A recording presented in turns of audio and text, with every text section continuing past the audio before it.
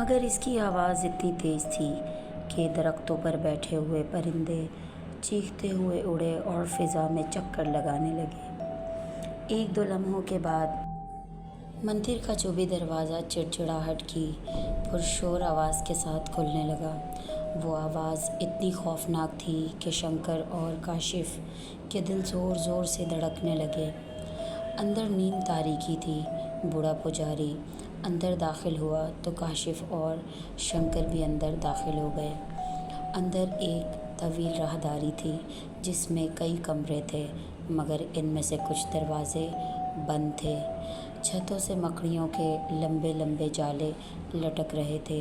فرش پر مٹی کی اتنی تہ جمی ہوئی تھی کہ ان کے جوتے اس میں دھنسنے لگے۔ چمگادڑوں کے شور سے خوف پھیل رہا تھا۔ راہداری کے آخر میں ایک دروازہ دکھائی دے رہا تھا جو بند تھا، لیکن دروازے کے نیچے سے روشنی باہر آ رہی تھی۔ ابھی وہ 2-3 قدم آگے چلے ہی تھے کہ اچانک چڑچڑاہٹ کی پرشور آواز بلند ہوئی۔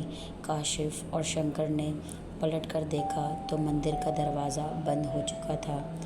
دروازہ بند ہونے پر وہاں گہرا اندھیرا پھیل گیا تو وہ دونوں گھبرا گئے۔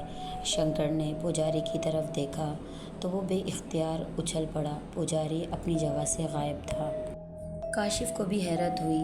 پجاری بابا تم کہاں ہو؟ کاشف نے بلند آواز میں کہا۔ پجاری نے زوردار کہا پوجا والے کمرے میں، تم دونوں بھی ادھر چلے آؤ۔ مگر ہمیں کچھ نظر نہیں آ رہا۔ بابا جی اندر اندھیرا ہے، شنکر نے خوف زدہ لہجے میں کہا۔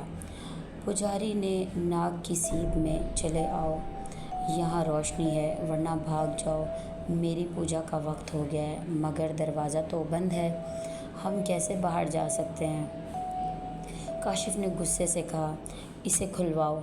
تو پجاری نے فیصلہ کن آواز میں کہا دروازہ تو اب صبح ہی کھلے گا، تمہیں ساری رات یہیں گزارنی ہوگی۔ یہ سن کر وہ دونوں پریشان ہو گئے۔ اسی لمحے ایک دم پروں کی پھڑپڑاہٹ سنائی دی اور ایک چمگادڑ شنکر کے سر میں پنجہ مارتی ہوئی گزر گئی۔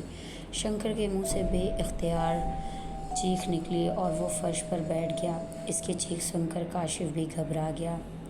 کاشف نے بلند آواز میں کہا بابا جی دروازہ کھلواؤ، مگر پجاری کی طرف سے کوئی جواب نہیں آیا۔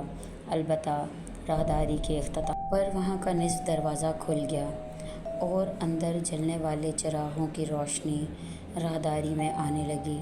شنکر کانپتا ہوا اٹھ